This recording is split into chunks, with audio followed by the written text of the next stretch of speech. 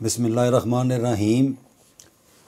आज का मौजू है अपने जो हाथ में पहनने वाला पत्थर होता है, नगीना होता है, उसको साफ़ करने का तरीक़ेकार। क्योंकि वो अगर आप किसी का लेकर पहनेंगे या मैंने यकूत, नीलम, फ़रोज़ा या कोई भी पत्थर हाथ में अपने पहना हुआ है और मैं अपने घर में किसी को देना चाहता हूँ, यानी कि मैंने अगर पहना और मुझे वो मुवाफ़क़ नहीं आया तो उसको मैं ऐसे अगर उठा के दे दूँगा तो मेरी जितनी भी नेगेटिव वाइब्स हैं वो सारी जिसको मैं दूँगा वो सारी उसमें मुंतकिल हो जाएंगी। तो इस चीज़ से बचने के लिए ये एक तरीक़ेकार है कि इस तरीके से आप उस अंगूठी को अगर देना चाहते हैं तो तब भी ठीक है, या वो जो उसकी चांदी है या सोना है उसको आप अपने पास रखना चाहते हैं और सिर्फ़ वो जो पत्थर है वो देना चाहते हैं तो ये भी ठीक है। यानी कि दोनों सूरतों में आप इस अमल को करेंगे तो इसके अंदर जो पहले से मौजूद नेगेटिविटी होगी उसकी क्लिनजिंग हो जाएगी और फिर आप अपने अजीज़ व अकारब या किसी को भी आप दे सकते हैं। उसका तरीक़ेकार ये है कि आप चारों नमक ले लें। बाज़ार से पंसार की दुकान से आम मिल जाते हैं, उनको कोशिश करें कि वो पिसे हुए ना हों, डलियों की शक्ल में हों, यानी कि छोटे छोटे टुकड़े होते हैं। तो चारों नमक जो हैं उनको आप ले लें, लेकिन जिस जगह अपना जिसमें आप लेंगे उस कागज़ पर नाम लिख दें, क्योंकि ये चारों नमक जो होते हैं इनके नाम भी हैं। तो ये निशानियाँ लगा लें 1 2 3 4। तो चारों जो नमक हैं वो अलहदा-अलहदा उन डलियों को आप रख लें। अब आप चाँद की 15, 16 और 17 ये 3 दिन का अमल है। एक दिन भी कर सकते हैं, अगर 3 दिन करेंगे ज़्यादा फ़ायदा हो जाएगा। तो आप उसके लिए ले लें अर्के गुलाब और चीनी की प्याली या शीशे की प्याली, मिट्टी की नहीं होनी चाहिए, या चीनी की या शीशे की। तो वो आप जिस वक़्त बिल्कुल चाँद अपनी गोलाई में होता है, उसकी बिल्कुल रोशनी हमारे ऊपर यानी कि ज़मीन में आ रही होती है, ज़मीन पर वो पड़ रही होती है, उस वक़्त आपने खुले आसमान के नीचे पहले जो है पहला नमक उस पर 5 सूरतें में से देखें, यहाँ पर बता भी सकते हैं लेकिन उसको देख के आप पढ़ लें वो ज़्यादा फ़ायदा हो जाएगा। 5 सूरतें में से देख लें या कुरान पाक में से देख लें। पहला जो कुल शरीफ है उसको 1 मरतबा बिस्मिल्लाह पढ़ के तो 11 मरतबा उस कुल शरीफ को पढ़ के तो अर्के गुलाब पहले से प्याली में डालकर रखें और उसके ऊपर दम करके जो पहला आपने निशान लगाया होगा जो भी नमक हो तो वो आपने दम करके उस प्याली में उसको डाल देना है। फिर आपने 2 नंबर वाला जो नमक है उसको लेना है, जो दूसरा कुल शरीफ है उसको भी आपने 11 मरतबा पढ़ के दम करके उसको भी आप प्याली में रख दें। फिर तीसरे के ऊपर तीसरा कुल शरीफ उसको पढ़ के 11 मरतबा उसको भी रख दें। फिर चौथा जो कुल शरीफ है उसको दम करके तो उसको भी आप उसमें रख दें। फिर आपने जो अंगूठी अपने हाथ में पहनी हुई है तो उसको तो ऐसे ही उतार के तो आप उसके अंदर रख दें, चाहे 1 हो, 2 हों, चाहे 10 हों, तो उतनी मिकदार आप बना लें कि अर्क कितना होना चाहिए। तो डलियाँ जो हैं वो इतनी इतनी होनी चाहिए, तो उनको आप रख के तो अर्क की मिकदार देख लें, चाहे 5 अंगूठियाँ हैं, चाहे 10 अंगूठियाँ हैं, चाहे 1 अंगूठी है, तो उस हिसाब से आप उसके अंदर रख दें। लेकिन उसकी जो शुआएँ हैं वो चाँद की उसकी शुआओं के अंदर वो रहना चाहिए, यानी कि इसको आप छेड़ना नहीं है इसको। और कोशिश करें कि ये ऐसा ना हो कि कोई दूसरा जो है वो उसको चुरा ले, तो इसका ध्यान भी रखें। तो इसको ऐसी जगह पर करें जहाँ पर चाँद वाज़े तौर पर उसका जो अक्स है वो आपने जो कुछ भी किया है उसके अंदर नज़र आए। वो ठीक है, अपनी पोजीशन बदलता जाएगा, वो एक अलग से बात है, वो ज़रूरी नहीं है कि अक्स को आना चाहिए, सिर्फ़ उसकी रोशनी चाहिए।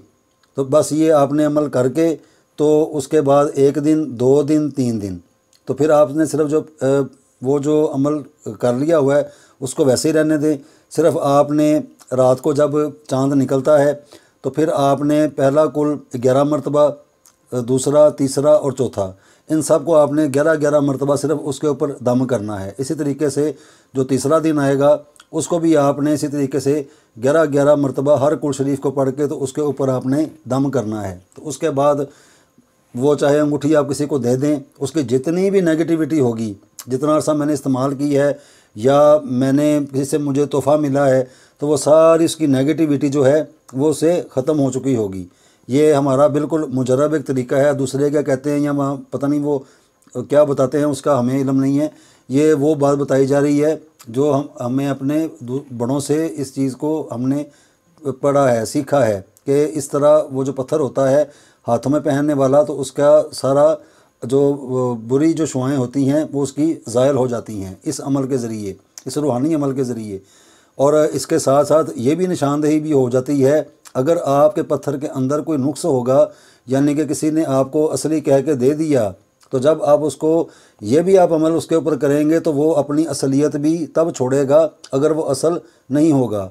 इसको डायग्नोज करने का ये भी एक तरीक़ाकार है कि आप हैरान हो जाएंगे कि ये असल कह के दिया था, लेकिन ये अपने आप को इसने क्यों बदल लिया या क्यों अपना आप ये छोड़ गया। क्योंकि असल पत्थर जो होता है वो अपना रंग या अपनी कोई भी चीज़ को वो बदलता नहीं है। वो सिर्फ तब बदलता है जब वो हमारे हाथों में हम उसको इस्तेमाल करते हैं। प्याली में या इस अमल के ज़रिए वो अपने आप को नहीं बदलता, वो तब बदलता है जब हम उसको इस्तेमाल कर रहे होते हैं। जैसे मिसाल है, मैंने कोई फ़रोज़ा अपने हाथों में पहना हुआ था तो मेरे ऊपर कोई सख्ती आने वाली थी, तो ठीक है, सख्तियाँ आनी या अच्छी चीज़ आनी वो अल्लाह की तरफ से होती है। लेकिन देखने वाला ये मुशाहदा हुआ कि वो जो पत्थर था वो क्रैक हो गया। हैरत वाली बात है, यानी कि ना कोई सख्त काम किया गया है, ना किसी को कुछ किया गया, यानी कि रात को आराम से सोए में सुबह जब उठे हैं तो वो उसके अंदर बिल्कुल ऐसे 2 टुकड़ों की शक्ल में वो पड़ा हुआ था कि सिर्फ उसको अंगूठी को आप खोलेंगे तो वो उसके 2 टुकड़े हो चुके होंगे। यानी कि ये कैफियत है। ये कैफियत तब होगी जब मैं उसको हाथों में पहन के इस्तेमाल कर रहा हूँ। तो इसके अलावा वो अपना आप नहीं छोड़ता, फिर पत्थर रंग भी बदल जाते हैं, ये भी सच है। जो फ़रोज़ा है वो अमूमन अपना रंग चेंज कर देता है, नीलम भी अपना रंग बदल देता है, ये भी बात वाज़े तौर पे देखी भी गई है। अकीक जो है ये भी बदल जाता है। लेकिन ये जब आप अमल करेंगे प्याली वाला, चारों कुल शरीफ वाला, तो उसके अंदर उसको बदलना नहीं चाहिए, उसको वैसे ही रहना चाहिए जैसे आपने उतार के अंगूठी उसके अंदर रखी थी। ये नहीं कि मैंने उसको सही करके पहनी हुई थी तो जब मैंने उस प्याली वाला जो अमल किया तो उसके बाद उसका रंग बदल गया या वो अपना भी छोड़ गया, या साफ पता चल रहा है ये तो पत्थर ही नहीं था। तो ये इन चीज़ों में बड़ा फ्रॉड भी होता है। ये जो पत्थर हैं इनके अंदर बेशुमार फ्रॉड होता है, यानी कि आँख जो है वो धोखा खा जाती है। ये भी सच्ची बात है। जो बड़ा एतबार वाला बंदा हो, जिसके ऊपर यकीन हो, उसको परखा हो कि ये बंदा झूठ नहीं बोलता और सही चीज़ देता है, हमेशा ये चीज़ें उससे लेनी चाहिए।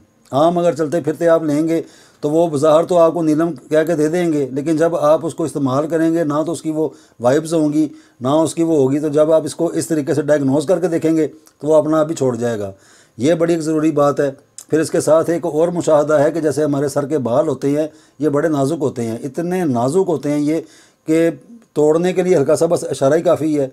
लेकिन आप ये हैरान हो जाएंगे कि आप एक अगरबत्ती लें, उसको सुलगाएं, जैसे उसका शोला होता है वो शोला जलता रहेगा, तो वो सर के बाल, जो किसी के भी सर का बाल हो, वो लेके जो असल पत्थर है तो आप उसके ऊपर ऐसे करके उसको खींच के ऐसे पकड़ लें, यानी कि ये पत्थर है, उसके ऊपर बाल को लगाएं और नीचे से आप उसको पकड़ लें, और वो जो अगरबत्ती का सुलगता हुआ शोला है आप उस बाल के ऊपर मुतवातर रखें। आप हैरान हो जाएंगे कि इतना नाजुक और इतना जो सेंसिटिव, आराम से हाथों से ऐसे टूट जाने वाला बाल, तो वो उस पत्थर के ऊपर उसको कुछ भी नहीं हो रहा। ये इसके अलावा और बड़ी मतलब निशानी है, ये वो चीज़ें हैं जो अक्ल को परेशान भी कर देती हैं कि ये जो बाल है इतना सेंसिटिव है, इतना मतलब नाजुक है, तो हाथों से बंदा ऐसे करे तो वो टूट जाता है। लेकिन पत्थर के ऊपर आपने यानी कि मुसलसल वो जो सुलगता हुआ शोला था उसको कितनी देर तक आपने रखा, लेकिन बाल को कुछ भी नहीं हुआ, क्योंकि वो जो पत्थर की अपनी जो उसकी अपनी एक गरमाइश है, या वो कुदरती जिस तरीके से उसको तराशा है या बनाया है, लेकिन है तो वो कुदरती।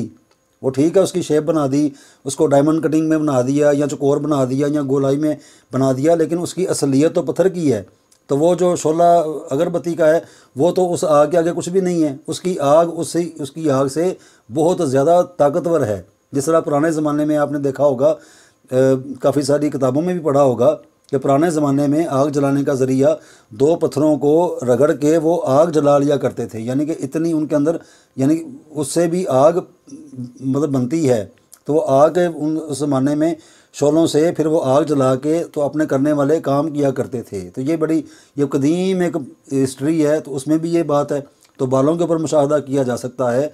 उसके बाद ये जो बताया है ये चारों कुल शरीफ वाला अमल, इसके ज़रिए भी आप देख सकते हैं कि कोई पत्थर आप लें तो बिल्कुल अगर वो असल होगा, वो बिल्कुल जैसे आपने डाला था उसके अंदर 3 दिनों तक, तो वो अपनी असलियत में वैसे ही रहेगा। लेकिन अगर आप उसके अंदर मतलब पत्थर के अंदर कोई मिलावट होगी या वो सही नहीं होगा, तो आप हैरान हो जाएंगे कि वो पत्थर रहेगा भी नहीं, और आपने यही कहना है कि ये बिल्कुल ठीक था, लेकिन ये हो कैसे गया। बल्कि ये भी अच्छा हो जाता है कि इस्तेमाल करने से पहले ही मालूम हो जाए कि मैं असल चीज़ इस्तेमाल कर रहा हूँ या मैं गलत चीज़ इस्तेमाल कर रहा हूँ। तो डायग्नोज करने का ये भी एक तरीका है। इसके अलावा इसके बेशुमार तरीक़ेकार हैं, और भी बहुत सारे तरीके हैं, लेकिन ये वो है जो कोई भी आसानी से अपने घर में आराम से कर सकता है। सिर्फ चाँद की 3 तारीखें हैं, 15, 16 और 17। उसको आपने चारों कुल शरीफ पढ़ने हैं, चारों नमक लेने हैं, उनके ऊपर मुतवातर जिस तरह कुरान पाक में कुल शरीफ की पढ़ने की तरतीब है उसको आप पढ़ के दम करके तो अर्के गुलाब के अंदर डाल के तो उस अंगूठी को आप डालें। तो उसके बाद जो चौथा दिन है, 5वां दिन है, 6ठा दिन है, तो किसी को भी आप दे दें पहनने के लिए, तो इंशाअल्लाह ताला आपकी जो नेगेटिव वाइब्स हैं वो उस पत्थर के अंदर से ख़त्म हो चुकी होंगी।